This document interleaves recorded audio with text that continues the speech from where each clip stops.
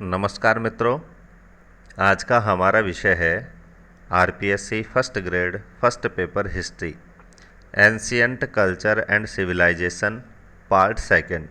इसके first part में हमने कालीबंगा सभ्यता के बारे में जानकारी प्राप्त करी थी और आज इसके जो सेकंड पार्ट है उसमें हम आहड़ सभ्यता के बारे में जानकारी प्राप्त करेंगे, यानी आहड़ सभ्यता के बारे में पढ़ेंगे। तो जिस तरह से हमने कालीबंगा सभ्यता के बारे में जानकारी प्राप्त करी थी कि कौन से स्थान से ये सभ्यता प्राप्त हुई है, किस व्यक्ति ने इसकी खोज की है, कब इसकी खोज की गई थी और किस किस व्यक्तियों के द्वारा इस स्थल का खनन कार्य किया गया था, उसी तरह से हमें आज आहड़ सभ्यता के बारे में भी इसकी विशेषताओं सहित कंप्लीट जानकारी आज के इस वीडियो में देखने को मिलेगी। तो चलते हैं, आज की हमारी सेकंड सभ्यता है आहड़ सभ्यता। इससे पहले हमने पहली जो सभ्यता है वो प्राप्त कर ली है और इससे पहले भी बहुत सारे हिस्ट्री के टॉपिक हमने कंप्लीट कर लिए हैं। यदि आप पहली बार इस वीडियो को देख रहे हैं और हमारे चैनल को यदि सब्सक्राइब नहीं किया है तो चैनल को सब्सक्राइब करें और अच्छे नोट्स के साथ आप भी फर्स्ट ग्रेड की तैयारी कंटिन्यू रख सकते हैं, क्योंकि आप देखे होंगे कि हर वीडियो में मैं आपको सब्सक्राइब करने के लिए भी नहीं कहता हूँ, क्योंकि आपको अच्छा लगे तो आप सब्सक्राइब करते हैं। कहने से कोई भी किसी चैनल को सब्सक्राइब नहीं करता है। कंटेंट आपको अच्छा लगता है और शैली आपको अच्छी लगती है तो कमेंट बॉक्स में भी आप ज़रूर बताया करें। इससे हमारा जो उत्साह है वो बढ़ता है और ज़्यादा से ज़्यादा वीडियो बनाने के लिए हम भी प्रेरित होते हैं। तो उसी क्रम में आज चलते हैं, हमारा जो दूसरा जो पॉइंट है आहड़ सभ्यता। तो सबसे पहले स्थान की हम बात करें तो कहाँ से ये सभ्यता हमें प्राप्त हुई है, तो उदयपुर से 3 किलोमीटर दूर आहड़ कस्बे से प्राप्त यह संस्कृति लगभग 4000 वर्ष पुरानी है। तो समय की बात करें तो लगभग ये 4000 वर्ष पुरानी सभ्यता है और वर्तमान जो उदयपुर जो ज़िला है उस उदयपुर मुख्यालय से ये 3 किलोमीटर दूर आहड़ कस्बे से ये सभ्यता प्राप्त हुई है, इसीलिए इसका नाम है आहड़ सभ्यता। सर्वप्रथम उत्खनन की बात करें तो सर्वप्रथम इस सभ्यता का जो उत्खनन कार्य है वो 1953 ईस्वी में अक्षय कीर्ति व्यास के द्वारा किया गया था। तो इसका जो फर्स्ट पार्ट हमने पढ़ा था जिसमें हमने कालीबंगा सभ्यता के बारे में चर्चा करी थी, वहाँ भी मैंने आपको एक बात बताई थी कि जैसे जैसे हम 3-4 सभ्यताओं को पढ़ चुके होंगे तो हम आपस में जो उत्खनन करता हैं, इनसे प्राप्त जो वस्तुएं हैं, इनकी जो विशेषताएं हैं, उनमें हम कंफ्यूज होने लग जाते हैं। जैसे यहाँ पर दूसरा पॉइंट मैंने यही लिया है कि आहड़ सभ्यता का उत्खनन का कार्य किसके द्वारा किया गया था, तो यहाँ नाम है अक्षय कीर्ति व्यास। और कालीबंगा में हमने देखा था कि जैसे बाल कृष्ण थापर है, ब्रजवासी लाल है, तो बीवी जैसे उन नामों को आपको याद रखना है, तो वहाँ पर बिल्कुल आपको नामों में कंफ्यूज नहीं होना है। आपको ये स्पष्ट होना चाहिए कि कौन से सभ्यता का उत्खनन कार्य कौन से व्यक्ति के द्वारा किया गया था। इस कंफ्यूज से बचने के लिए आप एक सारणी भी बना सकते हैं जिसमें हमारे सिलेबस में केवल 4 ही सभ्यताएं हैं। तो इस तरह से आप क्रम संख्या डाल सकते हैं, फिर सभ्यता का नाम डाल सकते हैं और उत्खननकर्ता का नाम डाल सकते हैं और चौथे कॉलम में आप सन भी आप डाल सकते हैं। तो इस तरह से आप बनाकर भी उसका अध्ययन कर सकते हैं। तो आहड़ सभ्यता का उत्खनन का कार्य सर्वप्रथम कब किया गया था? 1953 में किया गया था और किसके द्वारा किया गया था? अक्षय कीर्ति व्यास के द्वारा ये उत्खनन कार्य किया गया था। 1956 में उत्खनन रतन चंद्र अग्रवाल, जिसको हम शॉर्ट में आरसी अग्रवाल कहते हैं, उनके द्वारा किया गया था। तो यहाँ से आप देख सकते हैं कि हर जो हमारी जो सभ्यता का स्थल है उसमें एक ही व्यक्ति ने उत्खनन कार्य ना करके और कई व्यक्तियों ने वहाँ पर उत्खनन कार्य करवाए हैं। इसीलिए यहाँ पर आपको सन वाइज भी याद रखना है कि 1953 के साथ यदि पूछा जाता है तो हमें अक्षय कीर्ति व्यास बताना है और 1956 के साथ यदि प्रश्न पूछा जाता है तो हमें आरसी अग्रवाल नाम बताना है। और यदि कॉमन यदि प्रश्न पूछा जाता है तो हमें 2 नाम भी वो पूछ सकता है, अक्षय कीर्ति व्यास और आरसी अग्रवाल। ना केवल 2 बल्कि तीसरे व्यक्ति भी यहाँ पर आते हैं 1961 में। तो 1961 की हम बात करते हैं तो 1961 में पूना विश्वविद्यालय के प्रोफेसर धीरज लाल साकलिया, SD साकलिया जिनको हम शॉर्ट में नाम मिलता है पुस्तकों में, गाइडों में, उन्होंने उत्खनन कार्य किया था।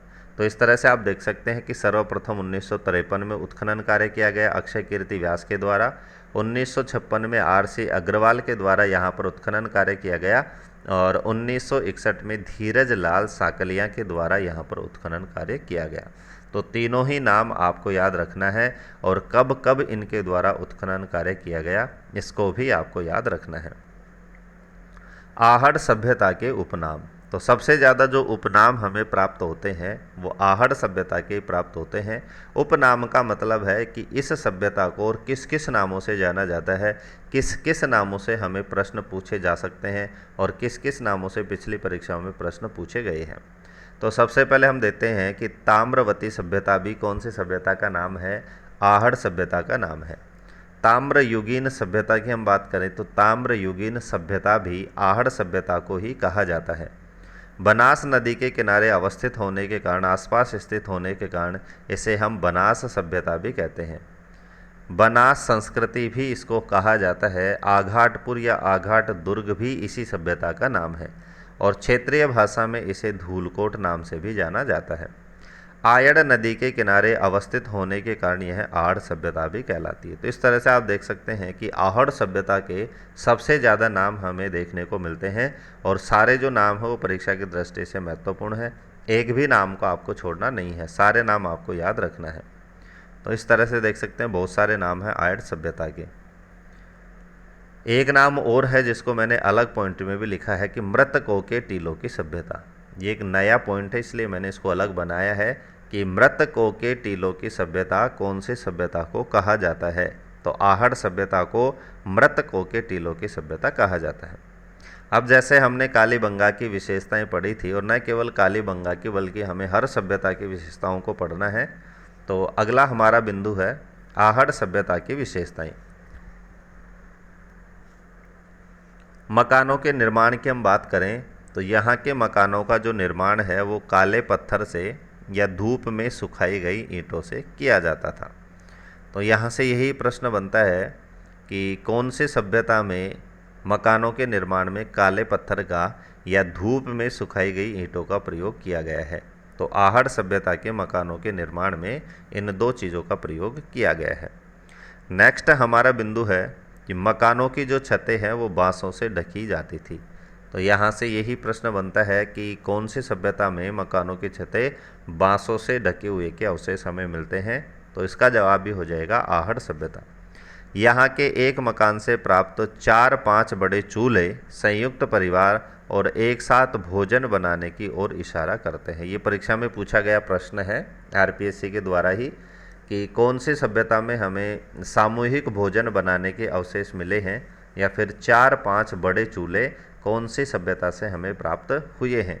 तो आहड़ सभ्यता से हमें एक मकान से 4 से 6 बड़े चूल्हे, कहीं कहीं पर 6 भी हैं, तो किसी किसी मकान में हमें 4, किसी में 5, किसी में अधिकांश हमें 6 चूल्हे वहाँ से प्राप्त हुए हैं, जो हमें इस ओर इशारा करते हैं कि इस तरह के मकानों में संयुक्त बड़े परिवार रहा करते थे जो एक साथ भोजन बना करके और सामूहिक भोजन करते थे।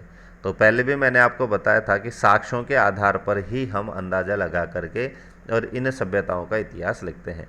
तो इन 4-5 बड़े चूल्हों को देखकर ये अंदाज़ा लगाया जा सकता है कि यहाँ पर संयुक्त परिवार प्रथा थी और सामूहिक भोजन का निर्माण यहाँ पर किया जाता था। यहाँ से लाल काले रंग के मृद भांड हमें मिले हैं। तो पात्रों के रंग की बात करें तो पात्रों के रंग से संबंधित प्रश्न भी पूछे जाते हैं। तो यहाँ से जो मिट्टी के बर्तन हमें प्राप्त हुए उनका रंग है लाल और काला रंग। कहीं कहीं पर लाल, भूरा और काला 3 रंगों के बर्तन भी वहाँ पर लिखे हुए हैं। तो भूरे को भी आप इसमें शामिल कर सकते हैं कि लाल, काले और भूरे रंग के मृद भांड या मिट्टी के पात्र कौन सी सभ्यता से प्राप्त होते हैं। तो यहाँ पर हमारा जवाब हो जाएगा आहड़ सभ्यता से। प्राप्त मिट्टी के बर्तनों में घड़े हमें मिले हैं, कटोरियाँ हमें मिली हैं, कलश हमें मिले हैं, यहाँ पर आपको कलश लिखना है, प्याले हमें मिले हैं, मटके यहाँ से प्राप्त हुए हैं, मिट्टी के ढक्कन आदि यहाँ से प्राप्त हुए हैं। तो बर्तनों के नाम भी आपको याद रखना है कि निम्नलिखित बर्तन हमें कौन से सभ्यता से मिले हैं। तो आहड़ सभ्यता से इन बर्तनों की प्राप्ति हमें हुई है।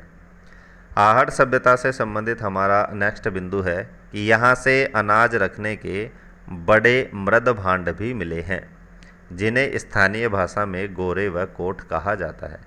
बहुत ही इम्पोर्टेंट ये पॉइंट है तो हर पॉइंट में जो प्रश्न बनता है वो मुझे शायद बार बार बताने की आपको ज़रूरत भी नहीं है कि यहाँ से यही प्रश्न बनता है कि अनाज रखने के बड़े बड़े पात्र हमें कौन सी सभ्यता से मिले हैं, आहड़ सभ्यता से। या फिर गोरे व कोठ किसके लिए प्रयुक्त किया गया है, तो कभी कभी ऐसे प्रश्न भी वो पूछ लेता है। तो यहाँ से ऑप्शन में वो रख देगा गहने रखने के पात्र को, या फिर अनाज रखने के पात्र को, या फिर रहने वाले मकानों को, या फिर पशुओं के बांधने के स्थान को। इस तरह से कुछ भी ऑप्शन बना सकता है। तो गोरे और कोठ किसे कहा जाता है? अनाज रखने के बड़े मृद भांडों को स्थानीय भाषा में गोरे व कोठ कहा जाता है। नेक्स्ट बिंदु है कि यहाँ से 6 तांबे की मुद्राएं और 3 मोहरें हमें मिली हैं। तो 6 तांबे की मुद्राएं और 3 मोहरें कौन सी सभ्यता से मिली है? आहड़ सभ्यता से।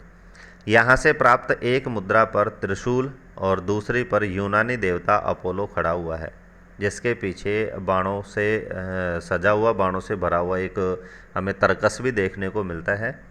तो यहाँ से यही प्रश्न बनता है कि यूनानी देवता अपोलो से युक्त मुद्रा हमें कौन से सभ्यता से मिलती है, या फिर त्रिशूल से युक्त मुद्रा हमें कौन से सभ्यता से मिलती है? तो हमारा जवाब हो जाएगा आहड़ सभ्यता से।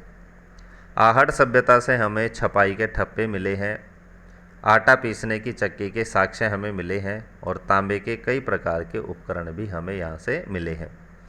यहाँ से मिट्टी से बनी बैल की आकृति प्राप्त हुई है, जिसे बनासियल बुल की संज्ञा दी गई है। बहुत ही इम्पोर्टेंट पॉइंट है कि आहड़ सभ्यता से प्राप्त बैल की आकृति को किस नाम से जाना जाता है, या कौन सी संज्ञा इसको दी गई है? तो हमारा आंसर हो जाएगा बनासियल बुल।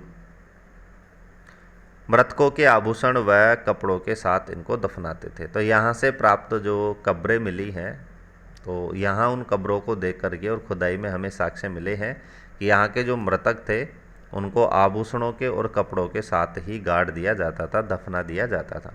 क्योंकि जो हड्डियाँ हमें मिली हैं यहाँ से खुदाई में, उनके साथ हमें आभूषण और कपड़े हमें यहाँ से प्राप्त हुए हैं। तो उसी को आधार मान करके हम कह सकते हैं कि उस समय जब कोई आदमी मर जाता था, किसी की मृत्यु हो जाती थी, तो उस व्यक्ति को उसके आभूषण और कपड़ों के साथ ही ज़मीन में दफना दिया जाता था।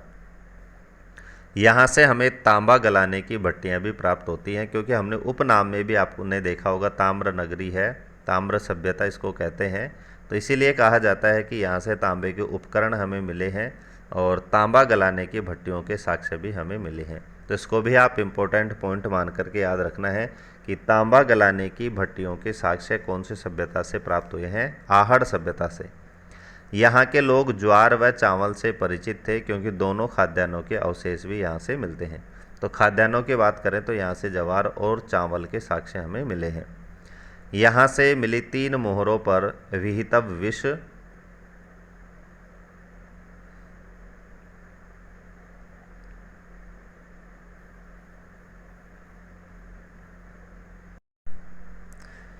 यहाँ से मिली 3 मोहरों पर विहितव विष, पलितसा तथा तातीय तोमसन अंकित है। तो यहाँ से हमें जो 3 मोहरें मिली, ऊपर हमने पढ़ा है कि आहड़ सभ्यता से हमें 3 मोहरें भी प्राप्त हुई हैं। तो तीनों पर अलग अलग शब्द यहाँ पर लिखे हुए हैं। एक पर क्या लिखा हुआ है? विहितव विष लिखा हुआ है, एक पर पलितसा लिखा हुआ है, और एक पर तातीय तोमसन यहाँ पर अंकित है। तो यहाँ से इन शब्दों से भी प्रश्न पूछे तो भी हमें याद रखना है कि ये आहड़ सभ्यता से संबंधित शब्द हैं। नेक्स्ट बिंदु है प्रमुख उद्योगों की बात करें तो ऊपर हमने पॉइंट में पढ़ा है कि यहाँ से तांबा गलाने की भट्टियाँ हमें प्राप्त हुई हैं। तो इनके प्रमुख उद्योग भी क्या रहा होगा? तांबा गलाना इनका प्रमुख उद्योग था। यहाँ से तांबे की कुल्हाड़ियाँ हमें मिली हैं, तांबे की अंगूठियाँ हमें मिली हैं, और तांबे की चूड़ियाँ आदि भी यहाँ से हमें प्राप्त हुई हैं। राजसमंद जिले से बनास नदी के किनारे गिलुंड से आहड़ के समान संस्कृति व सभ्यता प्राप्त हुई है। बहुत ही इम्पोर्टेंट पॉइंट है, क्योंकि कई बार जो सभ्यता हम पढ़ रहे हैं उससे रिलेटेड प्रश्न भी यहाँ से पूछ लिया जाता है। तो यहाँ से मैं आपको बता दूँ, यही प्रश्न बनता है कि राजसमंद जिले से आहड़ सभ्यता के समान कौन सी संस्कृति हमें प्राप्त हुई है? तो उस सभ्यता का नाम है गिलुंड सभ्यता, और ये कौन से नदी के किनारे हमें प्राप्त हुई है? बनास नदी के किनारे। तो आज के वीडियो में हमने आहड़ सभ्यता से संबंधित सारे तथ्यों के बारे में यहाँ से पढ़ा है, और आपको एक ही प्लेलिस्ट में जितने भी हिस्ट्री के टॉपिक हैं वो प्राप्त हो जाएंगे। और नेक्स्ट जो वीडियो होगा वो अगली सभ्यता का होगा। और इस तरह से आप हमारे चैनल पर एक अच्छी तैयारी के साथ जुड़े रह सकते हैं, क्योंकि हर टॉपिक की हमने अलग अलग यहाँ पर प्लेलिस्ट बना रखी है। साइकोलॉजी की बात करें तो साइकोलॉजी की हमें अलग प्लेलिस्ट मिल जाएगी, जिसका सिलेबस हम 2-3 महीने पहले कंप्लीट कर चुके हैं। स्कूल मैनेजमेंट की हम बात करें तो जो पहले का जो सिलेबस था उसके अनुसार हमने सिलेबस पूरा कर लिया था, लेकिन जो संशोधित सिलेबस आया था उसमें बहुत सारे टॉपिक हट गए थे, उनको मैंने मेरे चैनल से हटा दिया है, प्राइवेट कर दिया है। और जो टॉपिक नए जुड़े हैं उनका भी हम वीडियो बना करके और आपको कुछ ही दिनों में उपलब्ध करवा देंगे। तो आज की वीडियो को लास्ट तक देखने के लिए और हमारे चैनल से जुड़े रहने के लिए धन्यवाद।